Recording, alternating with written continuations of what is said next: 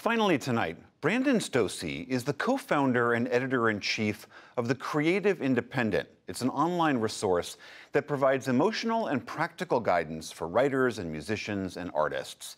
Here, he shares his brief but spectacular take on the power of crying in public. I think people can be disarmed by crying if you're not expecting it. It's a powerful thing, and if someone's willing to go to that place in front of you, you react to it. I think very rarely does someone cry and you just have zero emotion. I feel like I cry pretty frequently. I cry during sports. I'm a huge Buffalo Bills fan, and sometimes I'll cry tears of joy. My mother died 13 years ago, so I find sometimes around then I'll cry more. Then my wife points out, oh yeah, you're like nearing the anniversary of your mother's death. So I think sometimes there's those points in the year where you just cry more.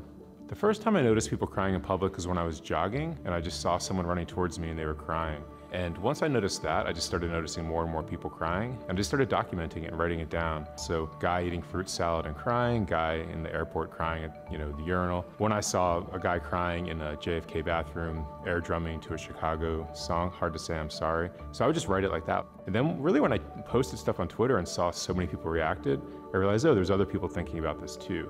So I wrote a book called Sad Happens, and the book has 115 essays by a variety of different people speaking about crying. And so it started out, my friend Matt Berenger, who's in the band The National, he was the first person to give me something, and he writes a lot of lyrics about sadness. So we just kept adding people. I think my favorite story from the anthology is this one by a woman named Olivia. She wrote me in my DMs and said, hey, I'm a zookeeper, and I want to write about the animals I take care of who eventually die. And so she wrote a piece about loving these animals and then having to, her favorite owl dies.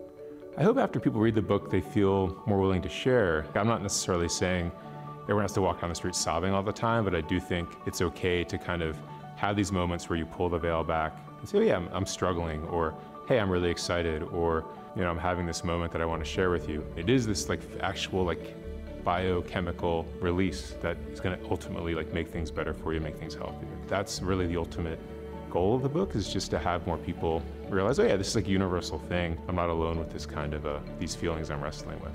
My name is Brandon Stosse, and this is my brief but spectacular take on crying in public. Remember, you can always watch more brief but spectacular videos on our website.